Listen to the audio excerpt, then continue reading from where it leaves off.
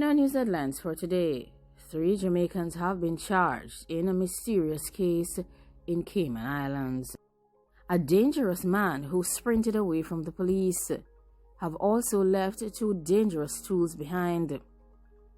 And 2 persons got hurt near a party in Cane River, Bull Bay, St. Andrew. Tensions are currently extremely high in St. Ann. In our first news story, a former public officer employed to the Department of Vehicle and Drivers Licensing in the Cayman Islands, along with 3 Jamaicans, have been charged with corruption. Anti-corruption investigators in Cayman Islands have described the case as complex and protracted. The persons that have been charged with the breaches of the island's anti-corruption law are 24-year-old Rattray, 37-year-old Jones, and 56-year-old Isaacs, along with 34-year-old Kimberly, a citizen of Cayman Islands. All 4 were initially taken into police custody last year in 2019. According to officials, they are refusing to divulge details in relation to this case, without providing a reason for their position. Police investigators in the Cayman Islands have chosen to provide a breakdown of these charges against the accused individuals. Kimberly, a former public officer, has been charged with 3 counts of conspiracy to commit a breach of trust, 1 breach of trust count, and 3 counts of fraud on government, all contrary to the anti-corruption law. Rattray, a Jamaican citizen residing in Georgetown, Cayman, has been charged with 1 count of conspiracy to commit a breach of trust and 1 count of fraud on government. Jones, the second Jamaican who lives in Georgetown as well, has been charged with conspiracy to commit a breach of trust and fraud on the government. And the third Jamaican, Isaacs, who is also a driving instructor living in Bordentown, Cayman Islands, has been charged with 1 count of conspiracy to commit a breach of trust and 1 count of fraud on government. All of these accused persons have been offered bail and are scheduled to reappear in court on December 15th. In our second news story, a dangerous man sprinted away from the police but has also left behind 2 dangerous tools in a St. James chase. With over 100 illegal tools already seized in St. James since the start of the year, more than double any of the island's other geographical police divisions, 2 more dangerous tools were seized in the Western Parish last Friday. These 2 tools that were seized were made in Bickersteth district. Reports are that approximately 12:30 p.m., a team of police officers were in the area conducting operations as part of the Jamaica Constabulary Force operational surge for the Christmas season. The team reportedly saw a man suddenly running away from them. The police gave chase, but the suspect escaped. However, not before dropping a bag during his run. The bag was later retrieved and searched, and 2 9mm dangerous tools with the serial numbers erased, along with a dangerous accessory containing 5 9mm, were found. In our third news story, the major organized crime and anti-corruption agency MOCA is urging the public to be mindful of individuals who claim to be offering divorce settlement services. According to MOCA, a St. Catherine man has been charged with fraud-related offenses earlier this month after he reportedly took $70,000 from another man to start divorce proceedings on behalf of him 4 years ago. The gentleman, only known as Jerry of St. Catherine, was charged with forgery and obtaining money under false pretense. According to the report from MOCA, in 2016, Jerry met the now complainant and offered to assist him in starting his divorce process for an initial fee of $70,000. The following year, the complainant requested that Jerry put a hold on the divorce proceedings, and Forbes reportedly requested a further sum of $40,000 to do so. Forbes subsequently provided a decree absolute to the couple who had sought his services. A report was subsequently made to Mocha, and an investigation was launched. The gentleman was later arrested and taken into police custody following a sting operation which was conducted by Mocha officers.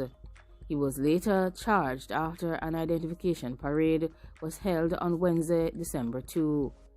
He appeared in the Kingston and St. Andrew Parish Court 2 days later and was remanded in custody. He is scheduled to return to court on January 6, 2021. This is an alleged divorce series, and Mocha is reminding the public that divorce settlements can only be legally executed by an attorney at law through the Supreme Court. Mocha has said that members of the public who may have any information that could assist in any investigation to call Mocha. According to the reports, a 27-year-old man, also known as Ford, passed away after being mistreated by some dangerous men while standing along a roadway in the vicinity of a party in Cane River in Bull Bay, St. Andrew.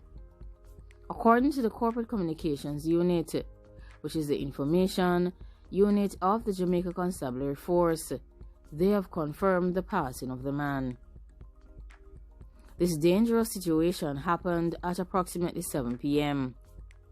Ford was among a group of men standing alongside the roadway in Cane River, Bull Bay, when they were pounced upon by dangerous men in the vicinity of a party. Ford and another man received several holes. Residents called the police. No details were made available on the other victim. However, as the information becomes available, we will provide you with same. The police is currently investigating this matter. Our final news story. The residents in a Senan community are extremely angry with the police after a man was allegedly hurt by a police under very controversial issues in the rural community of Glasgow near Alexandra in Senan on Sunday. The identity of the man has been withheld. It remains unconfirmed. In response to this incident, angry residents has thrown many stones at the police and his colleagues who tried to ease the tensions in the area, and in some cases they have also made daring statements to the police requesting that they use their dangerous tools against them. Preliminary police reports are that sometime close to 9 a.m., a plainclothes policeman was intervening in a dispute when a man allegedly used a dangerous farming tool to come at him. The policeman reportedly took evasive action prior to using his dangerous tool against the man, who later passed away. However, residents of the community are insisting that the man who passed away was a farmer in the area and that there was no reason to cause him harm. Unconfirmed reports are that residents set conflagration to the policeman's private motor vehicle. And of course, there is a video recording of this scene. In this recording, one can see that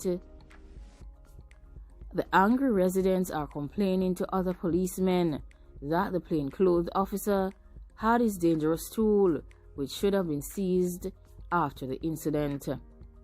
Another police officer was seen carrying an even larger dangerous tool and escorted his colleague, who has a small dangerous tool in his hand, from the scene.